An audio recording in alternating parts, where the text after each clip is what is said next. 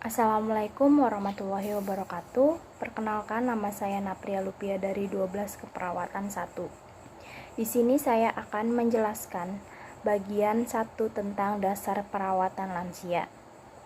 Di bab 1 ada martabat kemandirian manusia dalam perawatan lansia. Bab 2 ada peran staf perawat lansia, etika profesi.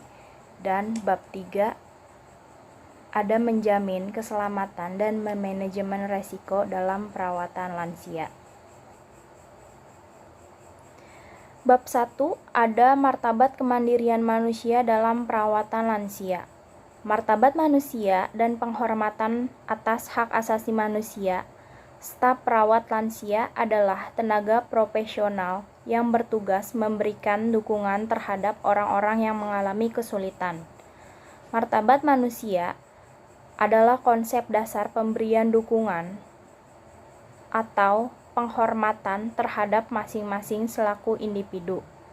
Sekalipun seseorang membutuhkan perawatan lansia, tetap harus dihormati dan dilindungi hak asasinya. Yang pertama, pelaku utama dalam kehidupan adalah pengguna. Kehidupan setiap orang berbeda-beda seperti pola pikir dan kebiasaan dalam menjamin hidup. Memahami kehidupan yang diinginkan, menghormati cara hidup dan pola pikirnya. Yang kedua ada QOL, Quality of Life atau kualitas hidup. QOL adalah cara berpikir tentang kehidupan yang mencakup kekayaan spiritual seperti rasa puas dan bahagia serta alasan hidup. Dan yang ketiga ada normalisasi. Normalisasi adalah cara berpikir di mana penyandang dapat terus-menerus hidup secara normal sesuai dengan keinginan tanpa harus menahan diri.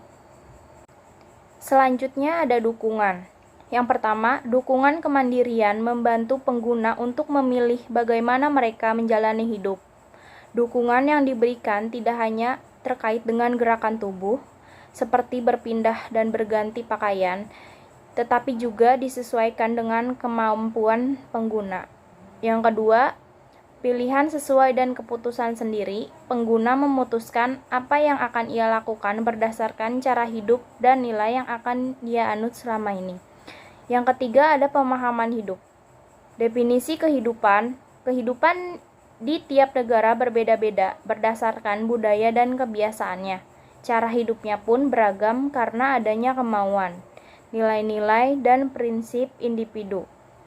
Kehidupan juga terkait dengan kondisi kesehatan, tempat tinggal, dan kemauan melakukan pekerjaan rumah tangga. Kehidupan yang diberikan oleh staf lansia. Melakukan perawatan lansia dengan memahami baik-baik cara hidup pengguna berarti memberikan dukungan sesuai dengan keinginan orang tersebut. Bab yang kedua ada peran staf perawat lansia atau etika profesi. Yang pertama, pertimbangan terhadap privasi, menjaga kerahasiaan, larangan pembatasan fisik, dampak negatif pembatasan fisik seperti menurunkan kemampuan fisik dan memperburuk dimensia pengguna. Kekerasan, kerjasama dengan berbagai profesi lain, pendekatan tim, tenaga profesional. Selain staf perawat lansia juga terlibat dengan pengguna selaku tim dengan memanfaatkan keahlian masing-masing. Peran dan fungsi profesi lain, dokter, perawat, terapis fisik, tenaga profesional terkait makanan. Ada pengguna yang harus mempertimbangkan bentuk makanan, kalori, dan lainnya. Tenaga profesional yang melayani konsultasi dan melakukan kondisi layanan kesejahteraan. Selanjutnya ada layanan perawatan lansia. Yang pertama layanan kunjungan, ambulatori, dan layanan inap. Staf perawat lansia merupakan perawat lansia yang sesuai dengan rencana enggan dukungan kemandirian pengguna. Di bab yang terakhir, di bab 3, ada menjamin keselamatan dan memanajemen resiko dalam perawatan lansia. Yang pertama, observasi, yaitu melihat dengan cermat untuk mengetahui kondisi pengguna. Makna observasi untuk memperbaiki kehidupan pengguna. Metode observasi melalui interaksi dengan pengguna melalui pengukuran. Pemanfaatan mekanika tubuh.